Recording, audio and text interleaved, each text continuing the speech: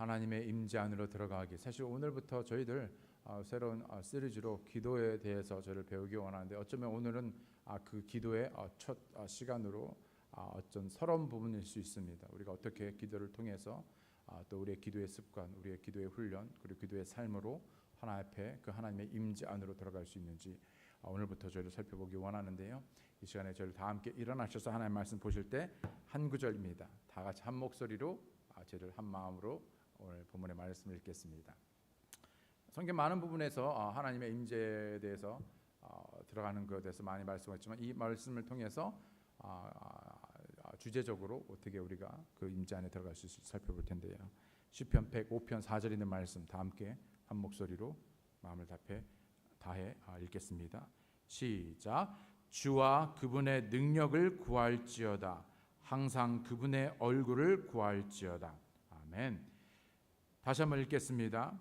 시작. 주와 그분의 능력을 구할지어다. 항상 그분의 얼굴을 구할지어다. 아멘. 잠시 말씀을 위해 기도하시겠습니다.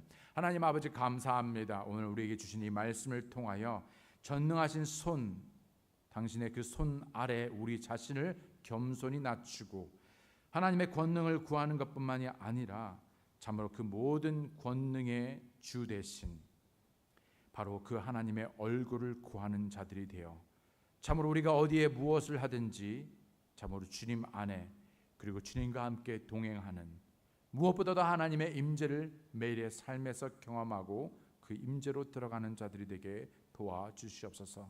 그래서 참으로 우리 드린 모든 예배와 경배, 그리고 하나님께 언제든 나아가서 우리가 기도할 수 있는 그 기도가 주님께 연락되어지고, 또 그 기도의 응답으로 우리가 마땅히 이 삶에서 능히 주님으로 인하여 승리하는 삶을 살게 도와주시옵소서. 감사드리고 예수님의 이름으로 기도드렸습니다. 아멘. 착석해 주시기 바랍니다. 주를 구한다는 것은 그분의 임재를 구하는 것이죠. 이 임재, 이 presence, 이 임재란 이 히브리어 단어를 보게 되면 얼굴에 대한 통상적 번역입니다. 우리는 말 그대로 그의 얼굴, 그분의 얼굴을 구해야 합니다. 하나님의 얼굴 앞에 있다는 것은 그분의 임재 가운데 있다는 뜻이죠. 하나님의 임재 안으로 들어가기, 하나님의 임재 안으로 들어간다는 이 말은 오늘날 경배와 기도에 관한 언급에 자주 사용되어지는 표현이기도 합니다. 저도 종종, 그리고 오늘도 마찬가지로 종종 기도에서 이런 표현을 자주 씁니다. 하나님의 임재를 구하는. 그런데 하나님의 임재를 말하고 구하면서, 기도하면서 사실 이 하나님의 임재에 들어가기 위한 이 말의 의미를 제대로 이해하고 아는 경우가 사실 많지 않다는 것을 보게 됩니다.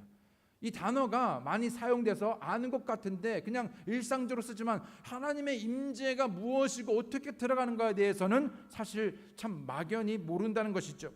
심지어 하나님의 임재 안으로 들어가기 위해서 애쓰는데도 실상은 그러지 못하는, 하나님의 임재 안이 아니라 사실은 하나님의 임재 밖에 벗어나서 사는 경우가 많다는 것이죠. 그 이유는 바로 우리가 하나님을 참되게 경외하고 있지 않기 때문에, 또 우리가 삶에서 거룩한 삶을 살지 못하기 때문에, 또 뿐만 아니라 우리가 전일성을 가지고 어떤 그런 인테그리티, 전일성을 가지고 통정성을 가지고 있지 않기 때문에 하나님의 임재를 경험하지 못한다는 것입니다. 그렇다면 이 세 가지를 오늘 우리가 살펴볼 터인데, 첫 번째, 우리가 하나님의 임재 안으로 들어가기 위해서 경외가 필요합니다. 경외함. 하나님의 임재를 구하고 그분의 임재 안에 거하기 위해서 먼저 무엇보다도 우리는 하나님께서 받으실 만한 그런 하나님께 합당한 경외를 나타내 보여야 합니다. 여러분, 우리 아버지들이 어떠한 우리가 가정으로부터 그런 어떤 존경을 받지 못할 때 여러분 어떻습니까? 여러분, 어떤 권위자가 그에 합당한 권위로 인정받지 못할 때 어떻습니까? 여러분, 우리는 누구래도 그런 어떤, 우리가 적어도 우리가 어떤 나은 것을 바라지 않지만 적어도 우리가 생각하는 어떤 그런 기준에 우리가 합당한 어떤 대우, 어떤 처신을 받지 못할 때 우리는 기분이 나쁩니다. 또 우리가 열심히 일을 했는데 그 열심히 일한 노동의 대가로 인정을 받지 못하는 마찬가지 이야기죠. 화가 납니다. 상처를 받죠. 그런데 더 나아가서 정말 그 모든 것 위에 뛰어나신 권위자이신 그 모든 주관자 되신 하나님께 합당한 경외를 우리는 드리고 있는가? 경외란 단순히 우리가 어떤 무서움에 벌벌 떨면서 어쩔 수 없이 공포감에 떨면서 하는 것이 아니라 우리가 이미 배우고 알듯이 하나님에 대한 어떤 존경, 사랑을 포함하는, 그래서 우리의 몸과 마음과 태도, 행동, 삶에서 그것이 표현되는 것이죠. 여러분, 얼마큼 우리는 하나님을, 나를 구원해 주신 그 하나님에 대해, 절대 주권자에 대해서 모든 생사 화복을 주관하시는, 그래서 죽이기도 하시고 살리기도 하시는 그 창조주 되시고 뿐만 아니라 우리의 아버지 하나님 되시는 그분 앞에 우리는 어떠한 경외, 어떠한 존경, 어떠한 사랑을 가지고 있으며 그것을 삶에서 표현하고 있는지요.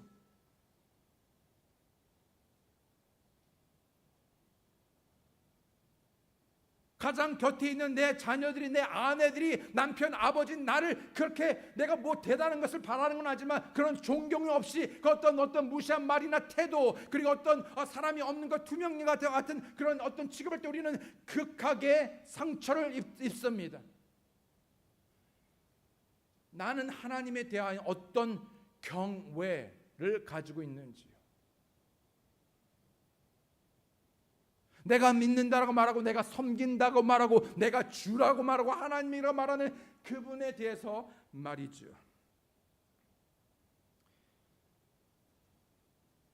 예를 들어 옛날에 우리는 하나님을 경배하고 예배하는 곳이라고 하면 그곳에 쓰고 있던 모자도 벗고 들어갔습니다.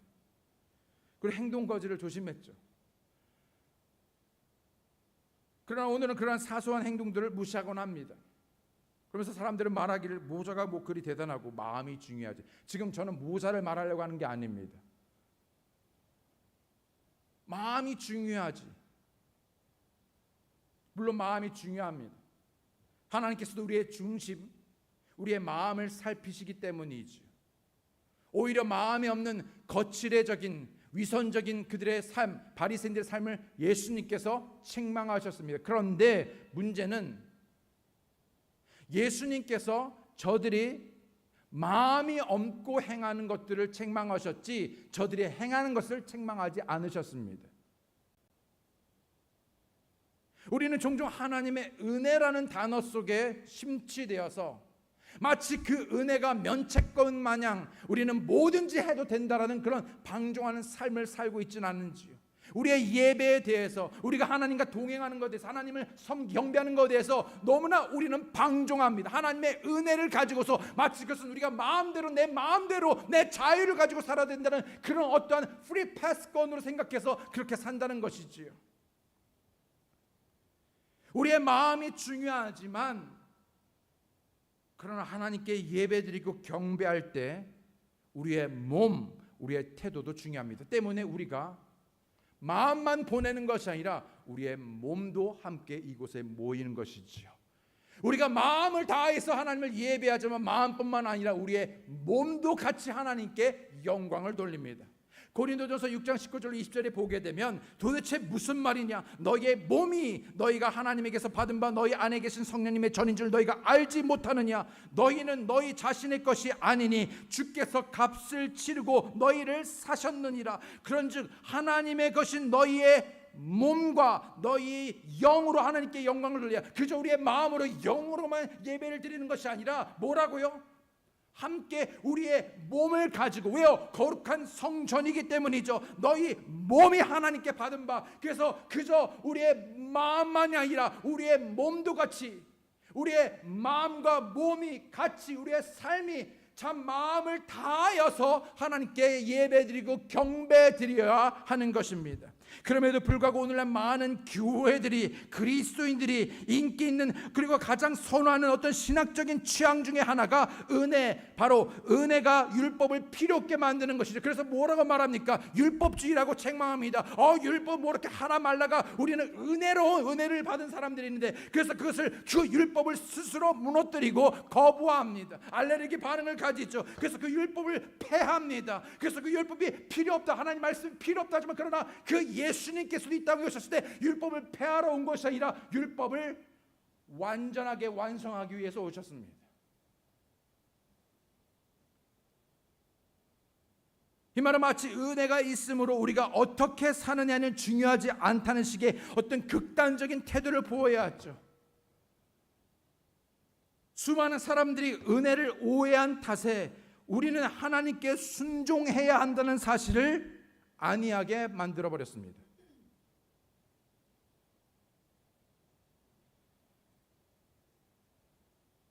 그래서 많은 그리스도인들이 오늘날 방종하게 되었죠.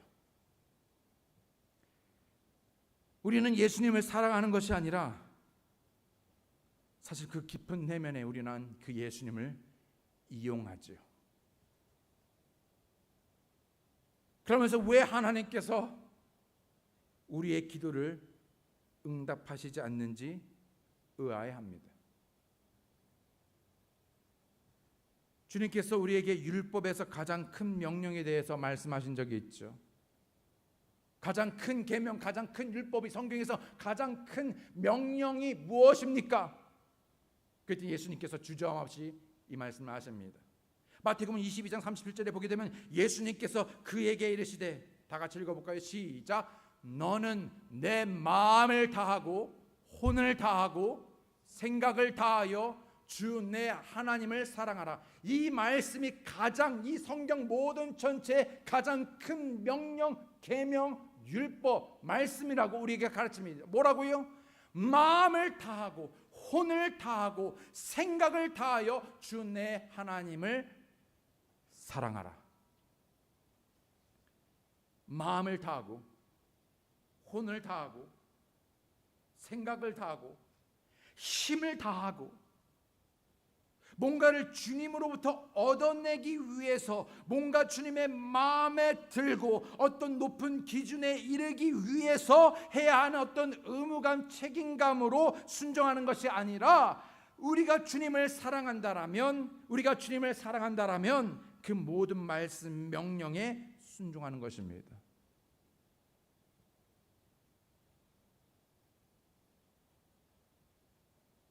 요한복음 14장 15절에 너희가 나를 사랑하면 내 명령들을 지키라. 요한일서 5장 3절에 우리가 그분의 명령들을 지키는 것, 이것이 곧 하나님을 사랑하는 것이라. 근데 사람들이 많이 변명하죠. 너무 힘듭니다. 너무 무겁습니다. 그런데 성경은 뭐라 말하냐? 그분의 명령들은 무겁지 아니합니다. 문제는 사랑이죠. 우리가 사랑하면요, 그 어떤 것도 그 일이 무겁지 않습니다. 근데 언제 무거워집니까? 사랑이 없을 때. 우리는 하나님을 단지 지옥에서 건져주는 어떤 생명보험 정도로 여기지 말아야 합니다. 주님께서는 우리에게 어떤 종교 행위를 원하는 게 아닙니다. 어떤 종교, religious를 원하는 것이 아니라 어떤 deed를 원하는 것이 아니라 relation을, 관계를 원하는 것이죠.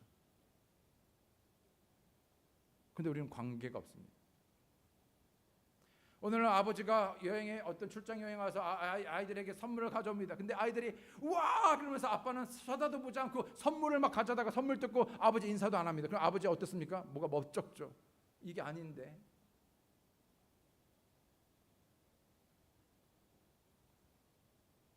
우리는 그 하나님에 대하여서 그저 선물 아니면 그 어떤 것에만 집중하고 그분과 그 어떤 그런 관계에 대해서는 소홀하지 않는지. 하나님께서는 우리에게 좋은 아버지가 되어주시기 원합니다.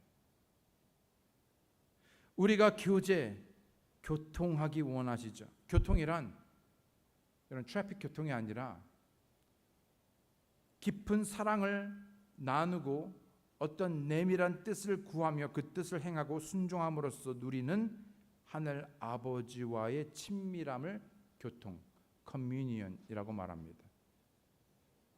커뮤니언. 이것은 주님과 하나 되기 위하여 하나님의 마음과 생각 안으로 들어가는 것입니다. 커뮤니언. 그래서 교통하는 것이죠.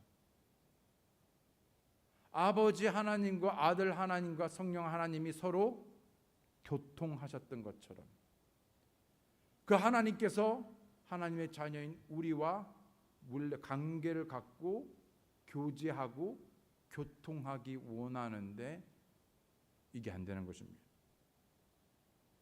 이 진정한 교제는 바로 하나님에 대한 경외, 존경과 사랑이 함께 수반되는 경외가 있어야 되는데 오늘날의 믿는 우리들의 모습 속에서는 이런 경외를 찾아보기가 너무 어렵습니다.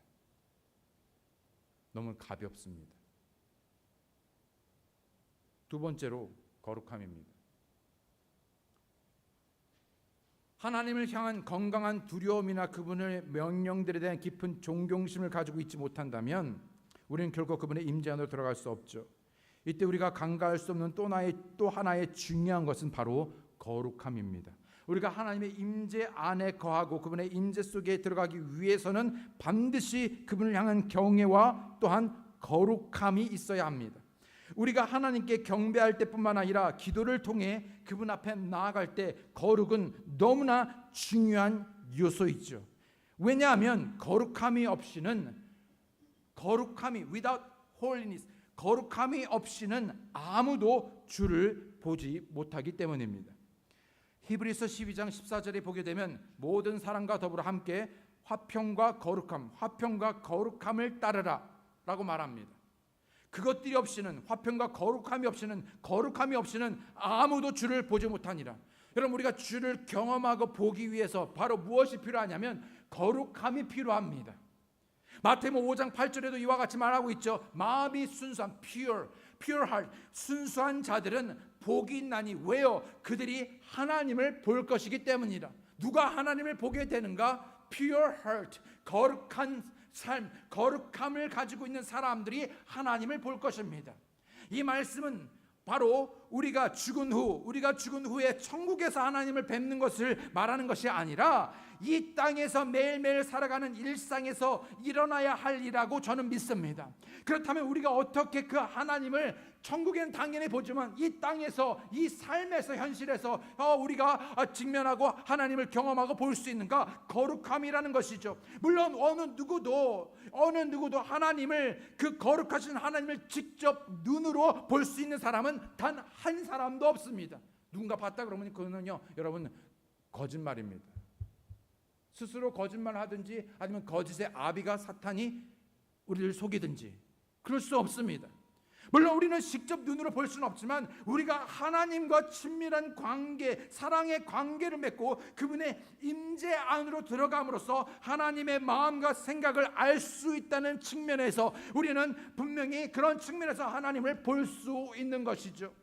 주님을 바라보고 주님의 말씀을 통해 그 말씀에 우리가 그럼에도 불구하고 우리 자신을 겸손히 낮추고 순종함으로써 비로소 우리는 주님을 더욱더 알아가게 되는 것입니다. 제자들이 한 번은 예수님께 어떻게 하나님을 볼 수 있습니까? 그랬죠. 예수님 뭐라고 그랬습니까? 어떻게 보여줄까? 그렇게 말하지 않았습니다. 너희 앞에 있는 내가 나를 봄으로 아버지 하나님을 볼 수 있다고 그랬습니다. 그러면 우리가 어떻게 하나님을 볼 수 있습니까? 말씀이신 예수님 또한 지금은 우리가 신체적으로 볼 수는 없지만 그러나 말씀이신 그 예수님을 말씀을 통해서 우리가 예수님에 대하여 하나님에 대하여 그분의 뜻, 그분의 마음, 그분의 생각을 알아가게 되고 볼 수 있게 되는 것이죠. 그러면 복 있는 사람이 어떤 사람인가? 순수한 마음, 그 마음이 순수한 사람들이 하나님을 볼 것이라 했는데 그 마음이 순수하다는 그 뜻이 무엇인가? 이 순수하다는 말은 다른 말로 거룩하다는 말입니다. 다시 말해서 마음이 순수하다, 즉 마음이 거룩한 자는 하나님을 보게 되는 것입니다. 이 거룩하다라는 단어는 정결하게 하다, 또 따로 구별하다, 또 특정한 장소에 두다, 더 나아가서 고정하다라는 뜻이 있습니다.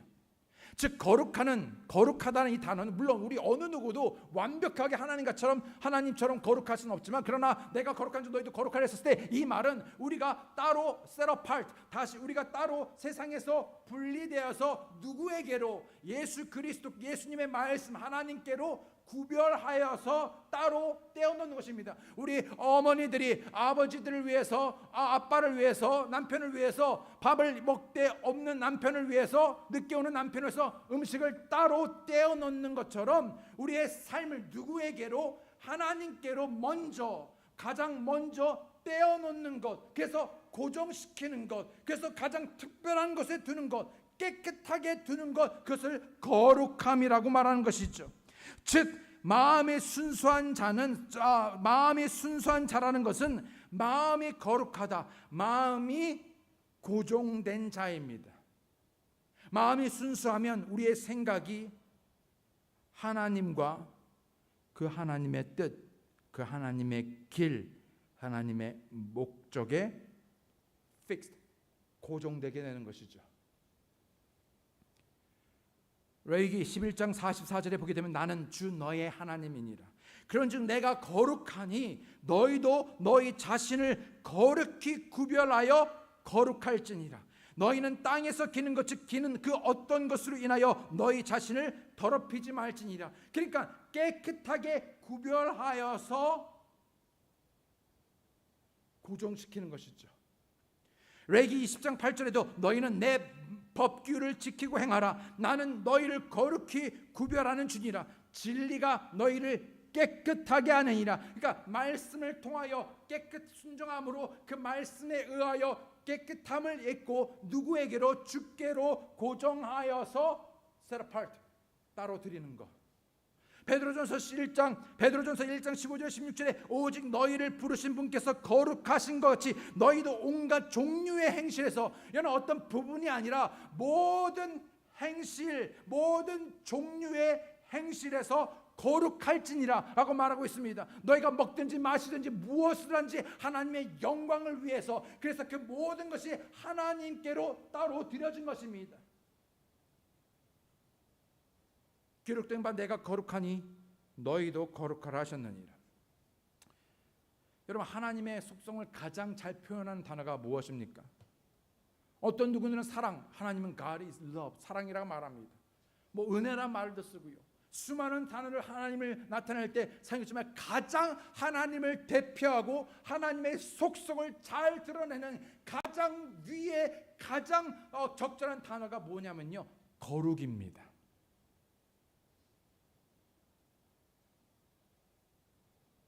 때문에 천사들도 그 하나님을 대하여 찬양할 때 사랑 사랑 사랑, 누가 말했나? 그게 아니라 뭐라 말했습니까? 거룩, 홀리 홀리 홀리라고 말했습니다.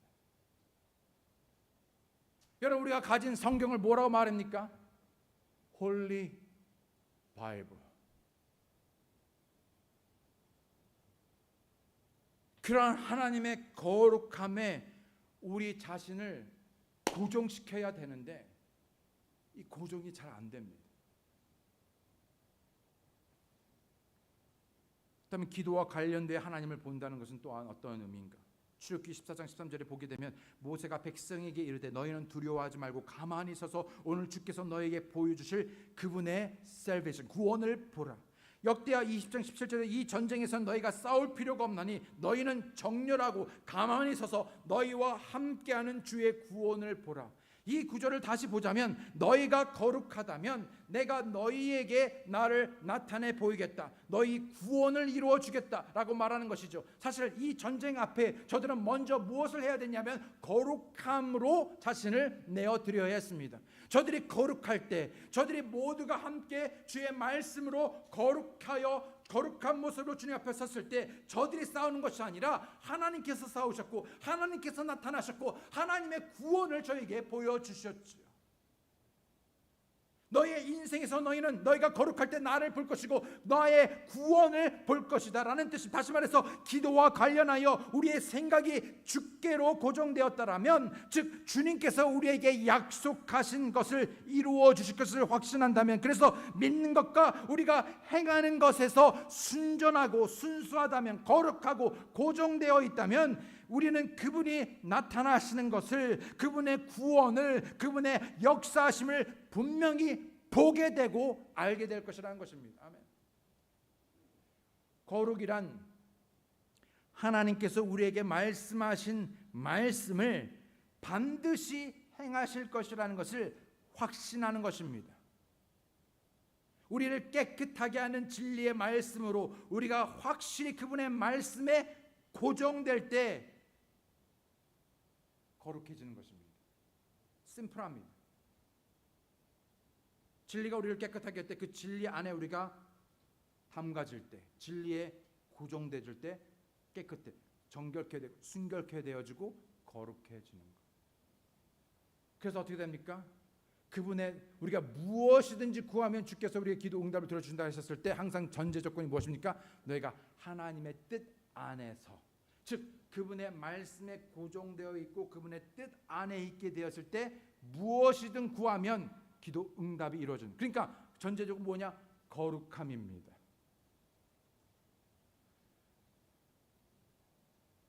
야고보서 1장에 보게 되면 너희 중에 어떤 사람이 지혜가 부족하거든 모든 사람에게 너그러이 주시고 꾸짖지 아니하시는 하나님께 구하라, 기도하라. 그리하면 그것을 그에게 주시리라. 그러나 그는 믿음으로 구하고 조금도 흔들리지 말지니라. 흔들리는 자는 마치 바람에 밀려 요동하는 바다 물결 같나니 그 사람은 자기가 무엇을 주께 받은 줄로 생각하지 말라. 두 마음을 품은 사람은 자기 모든 길에서 안정이 없느니라. 이 구절에서는 단지 구하는 것만으로 충분하지 않답니다. 오래 기도해도 얻지 못할 수 있습니다. 그 이유로 두 마음을 품어 자신의 모든 길에서 안정이 없는 사람이라고, 즉 다시 말하면 오늘 우리가 지금까지 살펴본 그 단어에 의거하면 거룩하지 않는 사람, 고정되지 않는 사람, 자신이 말하는 것과 믿고 행하는 것이 일치되지 않는 사람이라고 말하고 있는 것이, 즉 내가 믿는다고 말하는 것과 그 믿는 말대로 사는 것이 일치되지 않으면, 고정되지 않으면, 나뉘어져 있으면 아무리 우리가 기도해도 기도 응답이 이루어지지 않는다고 말합니다. 주께로 주의 말씀에 고정되지 않는 사람이죠. 우리는 기도할 때 거룩하시고 자신의 말씀에 늘 신실하신 하나님께 고정되어져야 합니다. 이런 의미에서 거룩함이라 함은 그냥 마냥 애매모호하고 뿌옇게 안개 둘러싸인 그 어떤 것이 아닙니다. 왜냐하면 우리 자꾸 거룩하면 이렇게 생각합니다. 거룩이 어떻게 하는 게 거룩해? 어떻게 하는 게 거룩한 삶이야? 아무것도 죄 짓지 말아야 되는 건가? 그래서 정말 그 모든 것이 너무나 그냥 율법적으로 너무 높은 기준에 그냥 포기해버리고 우리랑은 상관없는 단어처럼 여기다 보니까 그 거룩을 빼어버리니까, 고정되지 않다 보니까 어떻게 됩니까? 우리의 삶에 진정한 경배, 하나님의 임재, 기도 응답을 경험하지 못하게 되는 것입니다. 거룩한 삶이란 매우 실제적이고 참된 것입니다. 마지막으로 세 번째, 첫 번째는 뭐였습니까? 경외죠. 두 번째는 뭐였습니까? 거룩함. 세 번째는 전일함, 전일성, 인테그리티입니다. 거룩이란 하나를 뜻합니다. 하나. 이 하나라는 뜻은 어떤 숫자적인 개념의 원, 하나가 하나 둘 셋 넷 할 때 하나가 아니라 complete, 완벽하다, 완전하게 하다라는 의미에서 하나를 의미합니다. 거룩은 하나, complete. 거룩은 다시 말하면은 통합되었다라는 의미입니다. integrated, 통합되었다, integrated. 이 단어에서 통전성, 우리는 단어에서 이 번역 사실 좀 생소한 단어인데, 그래서 우리는 이 단어를 번역을 통전성 또는 전일성이라고 말하는데, 이 단어가 어디서 나오냐? integrity. 겉과 속이 같은 거. 쉽게 말하니까는요, 아이들을 물어보면요, 그냥 쉽게 한마디로 하면은 어쩌면 종종 가끔은 honest, 정직성, 정직에다가 이 말을 하기도 하고. 그러니까 정직이 뭡니까? 안과 속이 같은 거. integrity. 우리가 섬기는, 우리가 예배하는 우리 하나님은요, 전일하신 분입니다. 완전히 하나 되신 분이죠. 그분의 말씀과 그분의 행함, 그분의 캐릭터, 그 모두가 동일합니다. 스스로 한 번도 모순된 적이 없습니다. 그분의 말과 행동과 캐릭터가 모두 일치, 동일, 통합, 하나되입니다. 이것이 바로 거룩을 말할 때 진정한 의미입니다. 우리의 말과 우리의 삶이 일치, 통합되어질 때 거룩해지는 것입니다.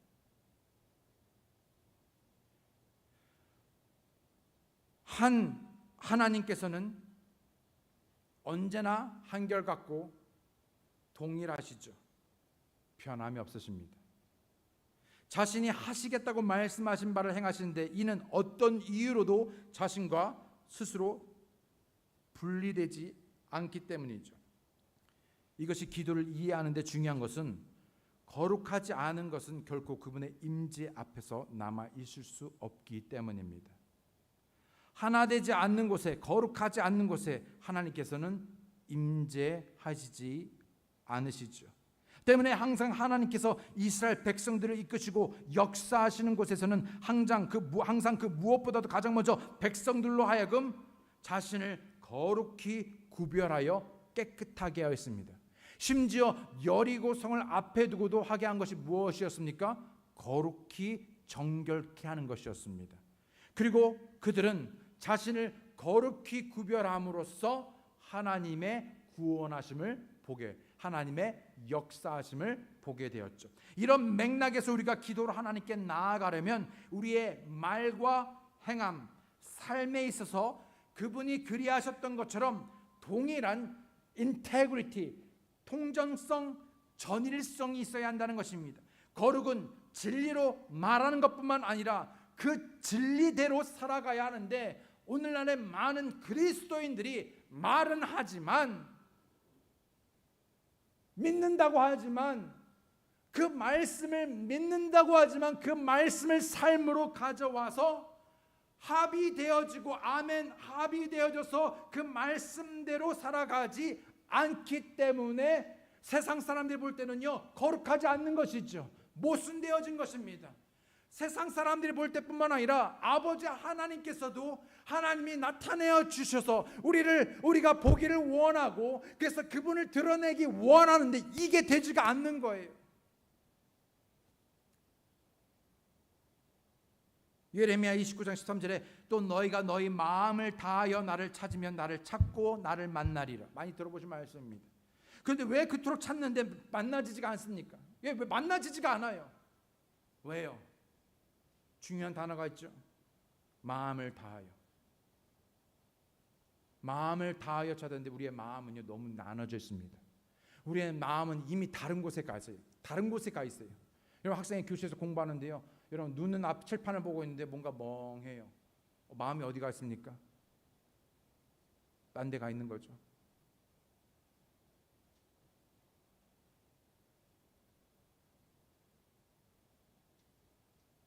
마음을 다하여, 온전하고 완전한 마음, 순전하고 순수한 마음, 전심 단일한 마음이 되어야 하는 것입니다. 온 마음과 혼을, 생각을 다해, 온 힘을 다해, 마치 야복강가에서 야곱이 주님을 그렇게 붙들은 것처럼 주님을 구해야 합니다. 여러분, 저희는 그저 또 하나의 어떤 시도가 아니라 이번 지난주부터 시작된 금요일 날에 저희들 함께 모여서 이때야말로 기도할 때라 생각합니다. 전심으로. 여러분, 기도해야 합니다. 기도는 우리의 호흡이기에 우리가 기도를 멈추는 순간 우리는 죽어가는 것입니다.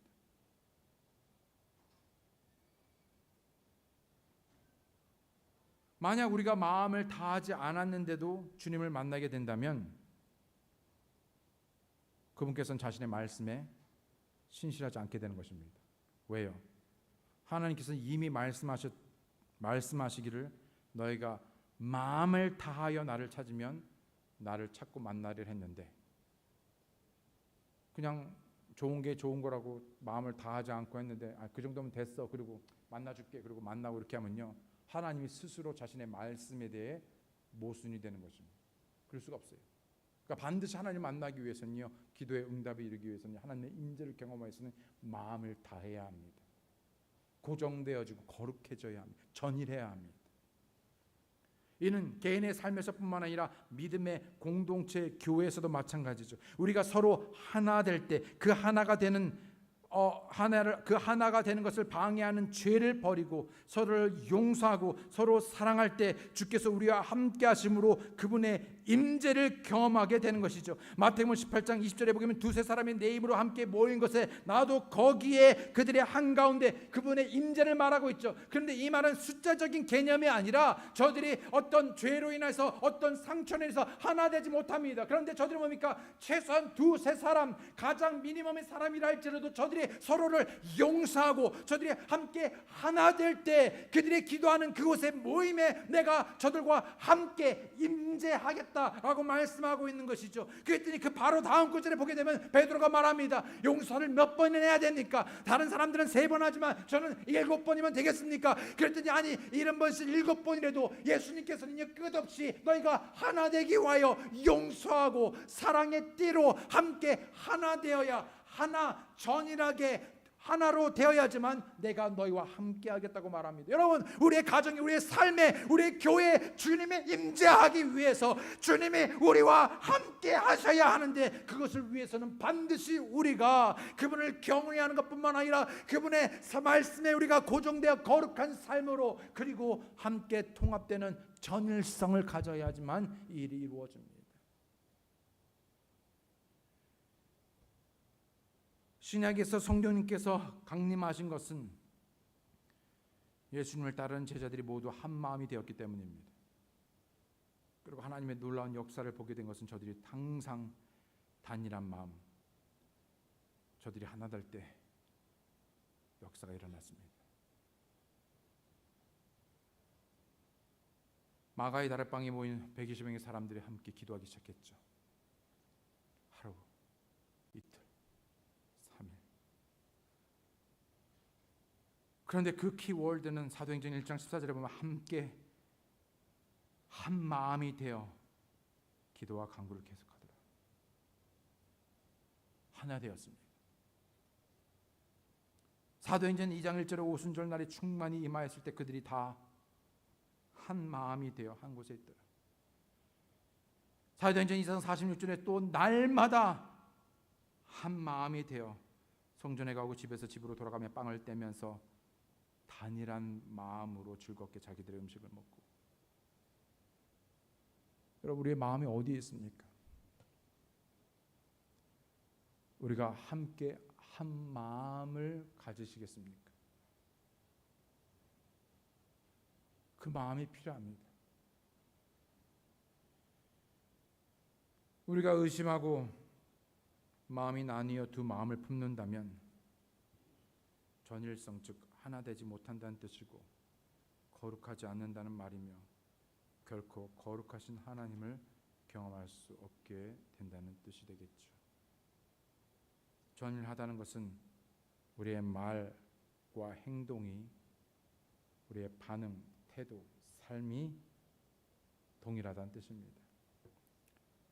하나님께는 믿는다고 말하면서 실제적인 삶에서는 가정이나 학교, 사회, 일터에서 우리가 반대로 내지는 그대로 행동하고 따르지 않는다면 우리는 결코 거룩한 삶을 살지 못할 뿐만 아니라 하나님으로부터, 거룩하신 하나님으로부터 그 어떤 것도 기대할 수 없게 될 것입니다. 그래서 야고보는 두 마음을 품은 이리저리 방황하고 요동하는 그 사람들을 향해서 그 사람은 자기가 무엇을 주께 받을 줄로 생각하지 말라. 우리는 과연 하나님의 임재를 구하고 기도하고 있습니까?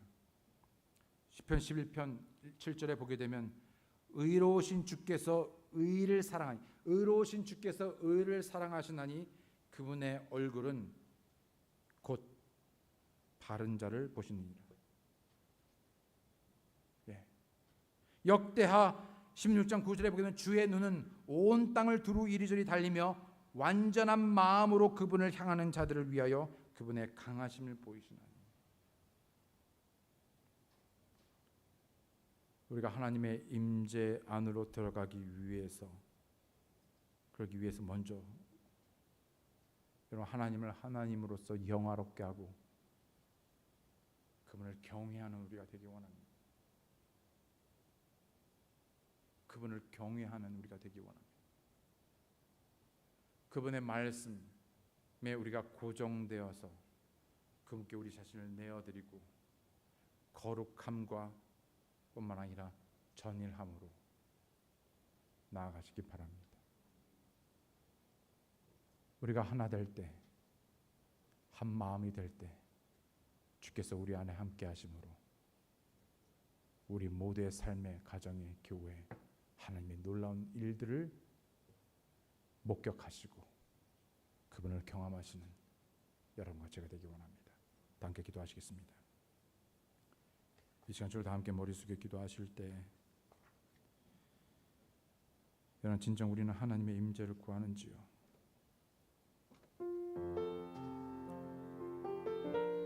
여러분 더 이상은 이렇게는 안 되겠습니다. 여러분 더 이상 이렇게는 못 살겠습니다. 더 이상 이렇게는 안 될 것 같습니다. 여러분 그런 마음이 있으십니까? 여러분 언제까지 10년, 앞으로도 11년, 10년 정말 이렇게 살 수는 없습니다. 이런 삶, 이런 가정, 이런 교회가 되고 싶지 않습니다. 우리는 그 거룩하신 하나님을 갈망하기 원합니다. 그분이 우리 가운데 있기 원하고 그분이 우리를 고치시고 그분이 우리를 치유하시고 우리를 회복하시고 그분이 나타내 보이심으로 강력한 그분의 구원을 경험하기 원합니다.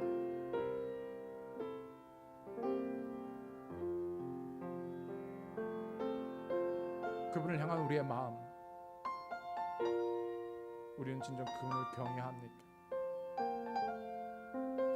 그분의 말씀에 대하여 우리의 생각을 돌이키고 그분께로 고정하여 따로 떼어 주님께 내어드리지 않기보다 그분의 말씀에 순종함으로 거룩함을 이루고 그분께서 원하시는 단일한 마음과 전일성을 가지고 그 무엇보다 주님을 추구하기 원합니다. 이 시간에 피아노 반주 나오는 동안에 각자가 그 무엇보다도 그분의 얼굴을 구하기를 원합니다. 당연히 그분의 능력을 구하겠지만 그러나 능력뿐만 아니라 그분의 얼굴을, 하나님의 임재를 구하는 우리가 되기 원합니다. 이 시간에 저를 다 함께 기도하실 때 각자 자신을 겸손히 낮추어 내어드리고 그분의 임재를 구함으로 그분 안에 들어가기 위해 우리의 마음을 주께로 고정하고 살아가며 제가 되기 원합니다.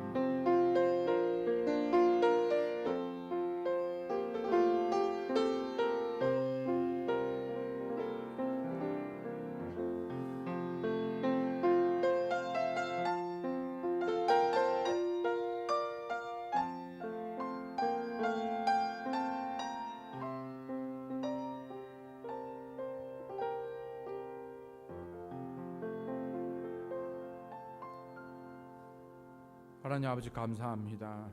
오늘 이 말씀을 통해서 참으로 주와 그분의 능력을 구하는 것뿐만 아니라 단순히 하나님께서 우리에게 주시는 축복에만 매달리는 것이 아니라 그냥 단순히 우리의 도움을 위해 우리의 필요를 위해서 주님을 이용하는 것이 아니라 그 모든 복의 근원 대신 우리의 모든 생명의 근원 대신 우리의 모든 것 대신 주님의 임재를 구하는 자들이 되고 그 임재 가운데 삶을 살아가는 자들이 되기 위하여 먼저 우리 자신을 되돌아볼 때 주님으로 영화롭게 하는 하나님을 경외하는 자들이 되게 도와주시옵소서.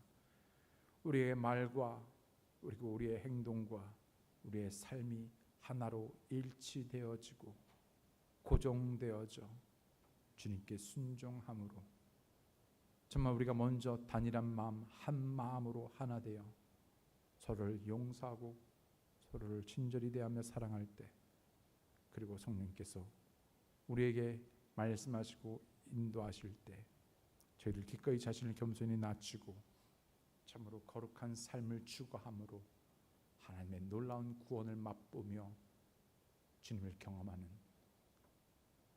거룩한 마음, 순수한 마음으로 주를 보는 경험하는 삶을 사는 저희가 되게 도와주시옵소서. 그런 임재를 경험하고 주님과 동행하는 귀한 성도 한 분 한 분 가정 이 교회가 되도록 아버지 도와주시옵소서.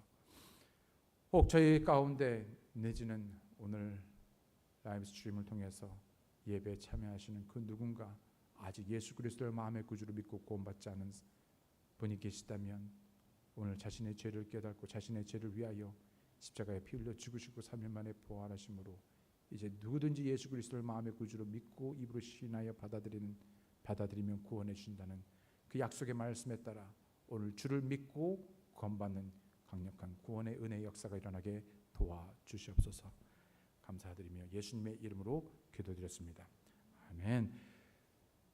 저부터 오늘 이 말씀을 통해서 이런 강력한 소원과 또 소망이 그런 갈망이 있기 원합니다. 이 일에 한 마음이 되어주시고 하나님의 임재를 추구하는 여러분과 제가 되기 원합니다. 좋은 한 주 되시기 바랍니다. 감사합니다.